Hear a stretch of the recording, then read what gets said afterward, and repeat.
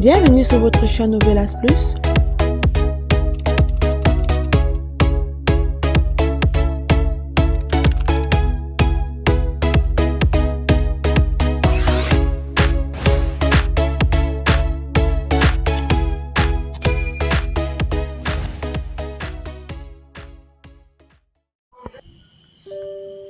Aujourd'hui, on se retrouve pour le résumé de l'épisode 162, saison 1 de votre série El Diablo.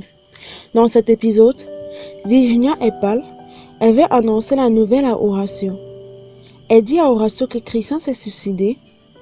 Horacio est triste et se met à pleurer. Il est très touché par la nouvelle. Ça ne va pas. Il dit que c'est un malentendu, que ce n'est pas possible. Virginia le console sans cesse. Il se demande quoi faire. Il veut aller chercher Christian et des raisons sur sa situation. Virginia continue à le consoler. Pendant ce temps, Angèle et Manuela passent du bon temps ensemble. Angèle conclut avec Manuela de ne pas parler du futur, mais rien que du présent. Manuela demande comment ils vont faire alors qu'ils attendent un bébé ensemble. Angèle dit qu'il est prêt à assumer tout ce qui viendra. Manuela dit qu'ils ne peuvent pas savoir comment les choses vont se terminer et de quelle manière. Angèle dit qu'il sait que Martin va payer pour tout ce qu'il a fait. Elle dit que Christian lui a redonné des forces après ce qu'il a fait. Elle dit que Christian ne veut pas dénoncer son frère, qu'il a enregistré des aveux et a quitté le pays. Angèle est fière de la nouvelle. Manuela dit qu'il va falloir parler à Osvaldo pour protéger les enregistrements. Horacio ne cesse de pleurer pour la mort de Christian. Il se rappelle de tout ce qui s'est passé, il n'arrive pas à y croire. Virginia dit que la police ne parlera pas de suicide s'il n'était pas sûr de cela. Horacio se demande pourquoi est-ce que Christian ne l'a pas appelé quand les choses n'allaient pas pour se confier. Virginia lui dit que Christian savait qu'en le parlant, il devait finir par l'en dissuader. Manuela appelle Virginia. Elle demande à Virginia si elle voulait lui parler. Virginia lui dit qu'une chose horrible est arrivée. Manuela demande ce qui s'est passé. Elle lui dit qu'il s'agit de Christian, que la police l'a trouvé ce matin et apparemment il s'est suicidé. Horacio pleure davantage. Le capitaine Soto dit que tout est arrivé soudainement. Il dit que Dimi était tout à fait sincère avec lui. Il recherchait l'avis du capitaine sur ses dossiers, mais un jour, les choses ont changé. Il commençait à se conduire bizarrement. Il semblait ne plus avoir confiance au capitaine et à tout le monde au poste de police. Le capitaine dit qu'il se méfiait de tout le monde au commissariat. L'inspecteur pense que c'est à cause du décès de son père qu'il a touché et il n'était plus objectif. En plus, l'affaire n'avait pas été résolue. Le capitaine dit que ça peut être ça, comme ça peut être autre chose. L'inspecteur demande à quoi est-ce qu'il pense. Le capitaine dit que, depuis son incarcération, Dimi clame autre chose. Il dit qu'il a été piégé. L'inspecteur est étonné. Le capitaine dit qu'ils n'en savent pas plus. Selon lui, quelle que soit la personne qui lui a éventuellement tendu un piège, elle devait être proche de Dimi ou du capitaine. Il dit que ce n'est qu'un proche qui peut l'avoir trahi. L'inspecteur comprend que le capitaine cherche à savoir qui est corrompu dans l'entreprise et par-dessus quoi résoudre l'affaire de Dimi. Il demande si le capitaine a des noms. Le capitaine n'a pas de nom et pense que Mike doit être au courant de quelque chose. L'inspecteur lui dit qu'il n'a rien trouvé d'intéressant qui pourrait le servir, qu'ils sont tous irréprochables au commissariat. Pirata dit que le prince a des problèmes par rapport aux itinéraires des fournisseurs d'Amérique du Sud. Il dit que ce sont des interceptions sur certains parcours et des fournisseurs à lui qui tombent. Ronco demande si la concurrence est en train de le trahir. Pirata rit en disant que personne dans ce quartier n'oserait le trahir. Pirata dit qu'il suppose que c'est un policier qui l'a trahi. Carmelo dit à Martin de ne pas s'inquiéter. Martin dit que cela le tourmente, qu'après l'identification du corps, c'est le service de médecine légale S'ils trouvent un truc bizarre, ils feront des recherches. Carmelo lui dit qu'aucune raison pour les légistes trouvent quoi que ce soit à Christian. Martin dit que sa mère commence à avoir des soupçons. Carmelo dit que Madame Graciela lui fait entièrement confiance. Martin dit qu'il ne croit pas, qu'il ne croit ni en elle, ni en personne. Il maudit Christian, le fait de l'avoir trahi. Il demande pourquoi est-ce que Christian voulait le trahir. Il dit que s'il ne l'avait pas fait, tout aurait continué normalement.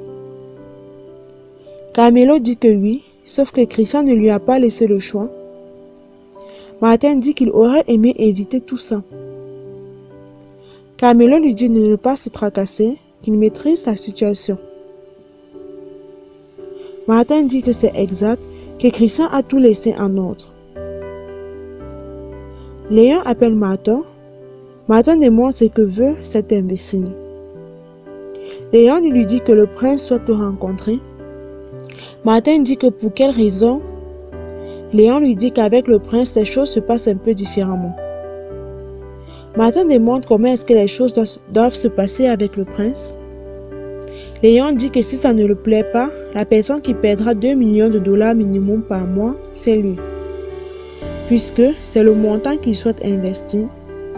Martin demande pourquoi est-ce que le prince veut le rencontrer. Il demande si c'est pour devenir des bons amis. Léon dit qu'il veut juste savoir avec qui il traite, qu'il s'agit d'un dîner proposé par le prince, que Martin n'a rien à perdre, mais il a beaucoup à gagner. Topo rejoint ses amis. Ils disent qu'il est devenu millionnaire. Topo lui dit de ne pas exagérer, qu'il n'est pas millionnaire, ni rien de tout ça. Ses amis ne comprennent pas pourquoi il traîne encore dans ce triste quartier. Topo demande où est-ce qu'on veut qu'il aille. Ils disent qu'ils partent en Manhattan dans un appartement chic avec vue sur la mer. Topo dit qu'il a de meilleurs projets pour cet argent, qu'il ne va pas gaspiller l'argent de sa grand-mère. Topo conseille à ses amis de prendre un travail honnête, mais ils ne veulent pas. Ils disent qu'ils veulent vivre à leur propre rythme. Topo dit que quand on joue avec le feu, on finit par se brûler. Sandra et Suzy marchent dans la rue.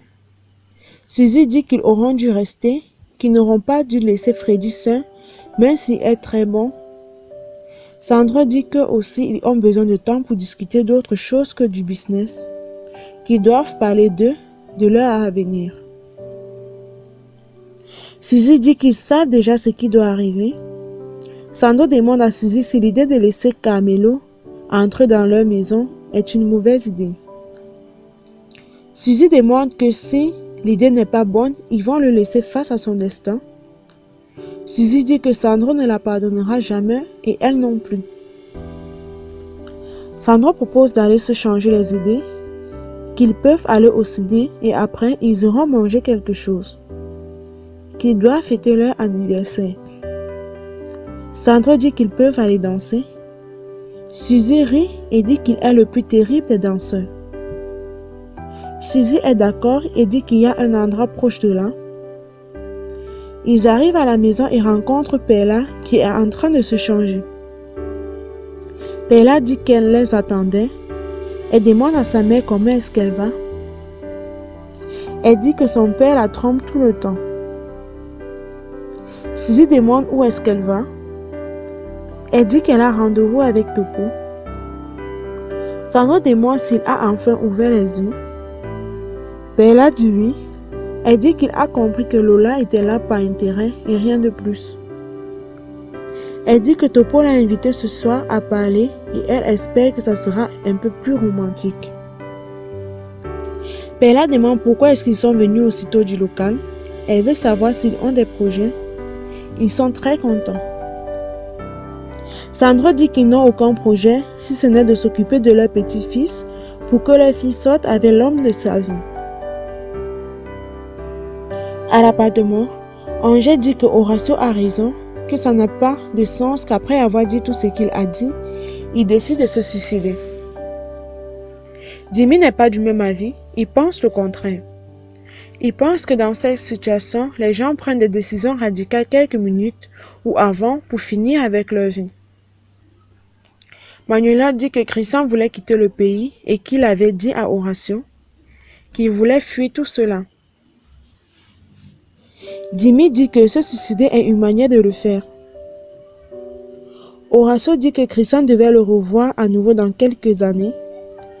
Dimi dit que la police scientifique a prévenu Graciela, la mère de Christian, c'est parce qu'ils sont sûrs que c'est un suicide.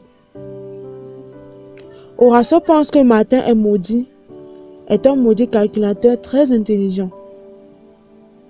Il pense que Christian ne s'est pas suicidé.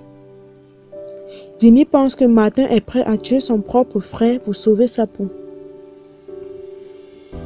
Perla est content de l'invitation et aime beaucoup l'endroit où Topo l'a invité. Il y a une certaine complicité entre eux. Ils choisissent les mêmes plans. Ariana dit que tout est presque prêt et attend juste quelques documents pour terminer. Ariana dit qu'elle a beaucoup pensé à Graciela. Ils n'étaient pas amis et après ce qui s'est passé, elle n'a pas de bons sentiments envers cette famille. Elle dit que le suicide d'un fils doit être horrible. Lucas dit qu'il a beaucoup entendu parler de Martin et de ses affaires et la vie de Christian doit être si terrible. Il pense que Graciela Acero a dû assister à tout cela. Ariana dit que parfois on ne voit toujours pas les erreurs de nos enfants. Lucas lui dit qu'il ne connaît pas cette dame, mais que la manière qu'elle les a élevés a dû avoir de grandes conséquences sur le fait que l'un d'entre eux soit un meurtrier sans aucun scrupule et que l'autre finisse tragiquement. Ariana dit à Lucas que Virginia est complètement convaincue que le suicide de Christian est une œuvre de Martin. Lucas dit que ça ne l'étonnerait pas plus que ça. Ariana se demande bien ce que pense Graciela. Graciela pense aux parents de Christian avant son départ. Martin appelle sa mère pour prendre de ses nouvelles. Mais ne veut pas attendre parler de Martin, elle veut être seule. Martin dit que la solitude n'est pas ce qu'il y a de mieux. Graciela dit qu'il fera mieux de s'y habituer, car quelque chose lui dit que la solitude sera leur seule compagnie. Perla dit qu'elle veut être sincère avec Topo. Elle lui dit qu'elle était jalouse car il était avec Lola. Perla dit que depuis qu'elle a quitté son appartement, tout est différent pour elle. Elle dit qu'elle s'est rendue compte du vide qu'elle avait et à quel point Topo la manquait. Elle a passé des nuits entières sans fermer l'œil en pensant à la sottise qu'elle avait faite en l'écartant. Topo demande si elle a vraiment pensé à ça. Elle répond par l'affirmation.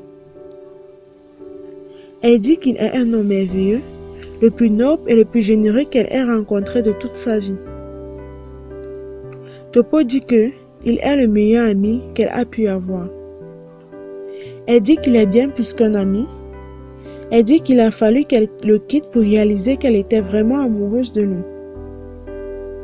Elle dit qu'elle a été bête de fermer son cœur à l'amour que l'offrait Topo. Elle dit qu'il ne sait pas comment elle le regrette. Perla dit que tout ce qu'elle voudrait, c'est d'avoir une chance de le démontrer une nouvelle fois. Elle demande à Topo s'il pense que c'est possible. Topo sourit, la regarde, fait des bises sur sa main. Il la regarde droit dans ses yeux, puis il l'embrasse. Horacio dit que Angel a utilisé plusieurs moyens de contacter Manuela et demande lesquels. Angel dit qu'à ce moment-là, il était pratiquement seul, aidé uniquement par Topo et Lucas. Il dit qu'il n'avait pas d'autre moyen. Horacio demande combien c'était. Angel dit qu'il a essayé de trouver les documents pour prouver qu'il avait une association entre Léon et le gérant du bar et le héros et son entreprise. Horacio dit que il n'a rien trouvé parce que ce salaud de Martin n'a laissé aucune trace. Manuela dit que c'était différent en ce moment-là.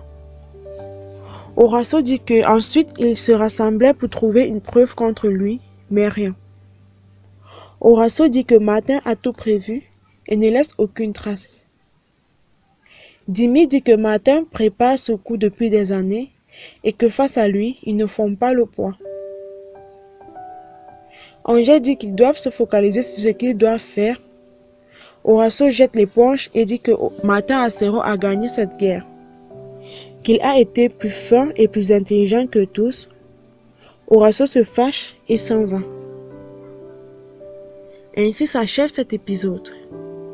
C'est la fin de la vidéo. Si vous avez aimé, laissez un pouce bleu et on se retrouve très prochainement pour une nouvelle vidéo.